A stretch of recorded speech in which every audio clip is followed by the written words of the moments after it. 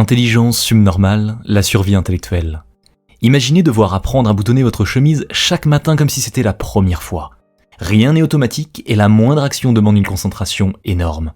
C'est un peu la réalité des personnes dont le QI se situe en dessous de 70, ce qu'on appelle souvent un retard intellectuel. Et plus le QI est bas, plus ces gestes deviennent difficiles à automatiser. Cela veut dire que leurs capacités cognitives sont très limitées par rapport à la majorité, et socialement, cela les met souvent dans une position fragile. Ce n'est pas une différence discrète, c'est une manière complètement différente de vivre le monde. Le contraste est frappant. Une dignité humaine intacte, des émotions, des désirs, mais face à cela, des difficultés continues à gérer les bases.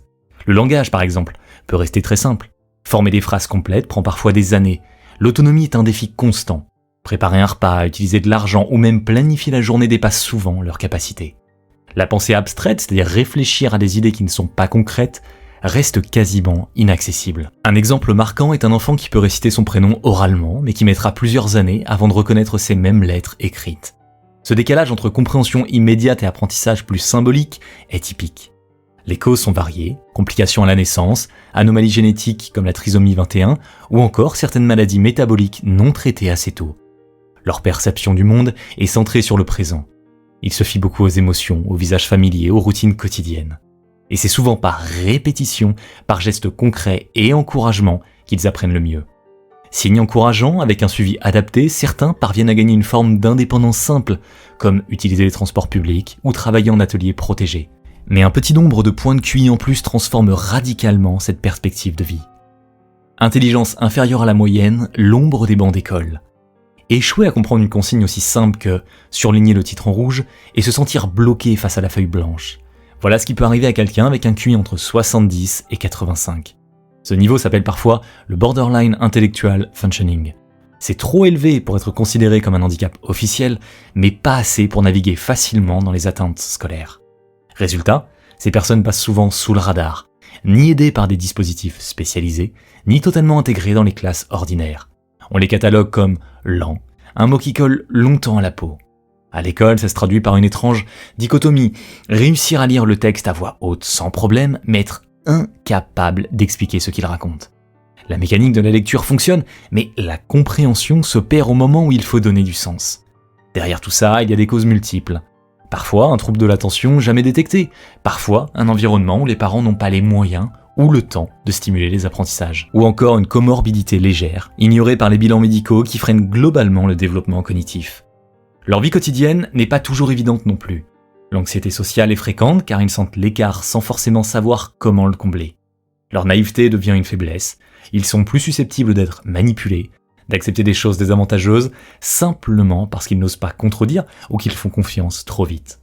Pourtant, avec un enseignement concret répétitif, basé sur des exemples du quotidien, beaucoup parviennent à trouver leur place dans la société adulte. Employés sérieux dans des postes pratiques, voisins ordinaires qu'on ne distingue pas dans la foule. Et il suffit parfois d'un petit bond de quelques points de QI pour passer de cette zone de fragilité à ce qu'on considère comme la norme cognitive. Intelligence moyenne. Le royaume de la norme, 2/3 de l'humanité se trouve rassemblé ici, dans la zone dite moyenne. Le vrai club majoritaire, celui où on le retrouve toutes les personnes dont le QI se situe entre 85 et 115. En d'autres termes, la grande majorité de vos collègues, vos voisins, les gens assis dans le métro. Ce qu'on appelle la moyenne n'est pas une frontière rigoureuse, mais cela suffit pour définir celui ou celle qui peut suivre la scolarité classique, comprendre les instructions de base et fonctionner dans la société sans être ni étiqueté comme en difficulté, ni remarqué comme particulièrement brillant. Mais attention, normal ne veut pas dire neutre. À l'intérieur de cette zone, certains s'épanouissent professionnellement, alors que d'autres s'essoufflent. 2 élèves avec des scores proches peuvent vivre 2 trajectoires radicalement différentes. Prenez un étudiant typique. Il lit correctement, suit sa scolarité, décroche un diplôme convenable et finit employé dans un bureau ou technicien dans une entreprise. Rien d'exceptionnel, mais tout à fait suffisant pour bâtir une vie stable, payer un loyer, fonder une famille. C'est l'image du citoyen type, celui qui fait tourner les institutions. Leur perception du monde repose beaucoup sur les routines. Les règles de la vie de tous les jours sont compréhensibles et applicables. Gérer ses factures, organiser sa semaine de travail, remplir des papiers administratifs. Leur émotion aussi se situe dans ce qu'on pourrait appeler une norme sociale. Pas d'intensité extrême, pas de distance glaciale. Leur intelligence émotionnelle est équilibrée, ils savent lire les signaux dans une conversation, réagir de façon adaptée, apprendre des leçons pratiques données par un supérieur hiérarchique ou un parent. En fait, L'immense force de cette majorité réside dans sa stabilité. C'est cette masse qui construit et entretient la société, en occupant la majorité des postes qui font tourner le monde réel. Et quelques points de plus au-dessus de 115 commencent déjà à dessiner un profil différent, un peu plus hors du lot. Intelligence supérieure à la moyenne, l'étincelle cachée. Légèrement au-dessus de la masse, mais pas encore classé comme surdoué. C'est la zone du QI entre 115 et 120. Ici, on n'est pas un génie de salon, mais on sent bien que quelque chose se passe dans la tête plus rapidement que chez d'autres. Lire un problème, saisir la logique ou comprendre une blague subtile prend parfois une fraction de seconde de moins. Rien d'extravagant, mais assez pour avoir cette impression d'avoir toujours un petit temps d'avance. Le paradoxe, c'est qu'ils comprennent plus vite, mais ne se détachent pas. Prenez un étudiant au lycée. Il apprend les mathématiques avec facilité, résout des équations avant même que le professeur ait terminé d'écrire l'énoncé. Pourtant, dans une classe de 30 élèves, il reste invisible. Il n'est pas celui qu'on appelle le surdoué, pas celui qui saute une classe. Résultat, son avantage reste discret, presque camouflé dans la normalité. D'où cela vient-il ? Souvent, c'est un mélange de génétique plutôt favorable et d'un environnement qui stimule un peu plus. Des parents qui lisent des histoires dès l'enfance, une culture familiale qui valorise la curiosité, ou simplement des professeurs attentifs. Ce n'est pas une équation parfaite, mais ce cocktail suffit à pousser quelqu'un légèrement au-dessus du standard. Dans leur vécu, cela se traduit par une aisance face aux concepts abstraits. Ils aiment les casse-têtes, les débats d'idées, les jeux qui demandent plus que de la mémoire mécanique. Souvent, plus tard, ce sont eux qui deviennent ces employés performants, fiables, parfois leaders dans l'ombre. Leur rôle est central, mais rarement mis en lumière, car leur capacité passe inaperçue. Et c'est justement au-dessus de ce seuil que l'on entre dans une catégorie plus marquée. Intelligence élevée, les architectes invisibles. Ce sont ceux qui trouvent des solutions que personne d'autre n'avait vues. On parle ici des personnes dont le QI se situe entre 120 et 129, ce qu'on appelle le niveau supérieur. Dans les statistiques, cela représente déjà une minorité. Pas assez rare pour être qualifié de surdoué, et suffisamment au-dessus de la moyenne pour que leur cerveau fonctionne différemment dans les situations complexes. Le paradoxe de ce groupe, c'est qu'ils comprennent plus vite, font des liens plus rapidement, mais ne récoltent presque jamais l'étiquette prestigieuse. On les voit encore comme juste intelligents. Pensez à l'ingénieur dans une entreprise qui règle un problème technique majeur sans que son nom n'apparaisse sur le brevet. Ou un chercheur secondaire qui développe la méthode essentielle qu'un collègue plus médiatisé utilisera ensuite pour briller dans les conférences. Leur marque est partout, mais rarement associée à leur visage. Ce qui les distingue, c'est une capacité de synthèse impressionnante. Ils peuvent absorber un schéma complexe, dégager les points clés et proposer une solution pratique avant que d'autres aient fini d'organiser leurs notes. Les abstractions ne les intimident pas. Calcul avancé, concepts scientifiques, mécanique compliquée, tout s'éclaire relativement vite dans leur tête. Mais leur intelligence émotionnelle est plus variable. Certains sont très sociables, à l'aise pour diriger une équipe, quand d'autres restent enfermés dans leur bulle analytique, au risque d'apparaître froids ou excessivement rationnels. Ils posent souvent les bases, les structures, sur lesquelles des esprits encore plus atypiques bâtiront de grandes idées. Bref, ce sont les architectes invisibles et c'est à partir d'ici que le système scolaire, puis la société commence à isoler explicitement ce qu'on appelle les doués. Surdoués, les singuliers élèves modèles. L'enfant qu'il y a 3 ans et qui 2 ans plus tard pose déjà des divisions compliquées sans effort.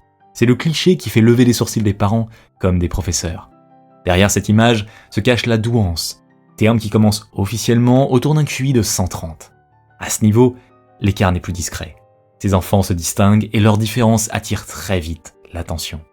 Leur trajectoire, cependant, est loin d'être simple. Lire avant l'âge prévu peut sembler être un cadeau, mais cela met parfois les adultes dans l'embarras. Les enseignants doivent gérer un élève qui s'ennuie dès qu'il a terminé son exercice, bien avant les autres. Les camarades, eux, oscillent entre admiration et rejet. Résultat, ces enfants vivent une tension permanente entre être remarqués pour leur aptitude précoce et se sentir isolés socialement. Leur intensité émotionnelle renforce encore cette impression. Ils réagissent plus fort, ressentent plus vivement et cela perturbe leur relation aux autres. Dans certains pays, les districts scolaires mettent en place des classes spécialisées pour canaliser ce potentiel.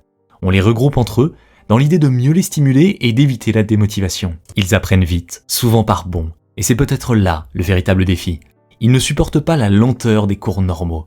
La répétition et les structures trop rigides les fatiguent rapidement. Ce qu'ils cherchent, ce n'est pas juste d'apprendre, mais de comprendre un sens derrière ce qu'on leur enseigne. L'histoire regorge de ces figures dites prodiges. Certains devinrent de grands inventeurs ou artistes. D'autres prirent des chemins beaucoup plus chaotiques, car une telle avance n'a rien d'un gage de bonheur. Le mot doué intrigue autant qu'il inquiète.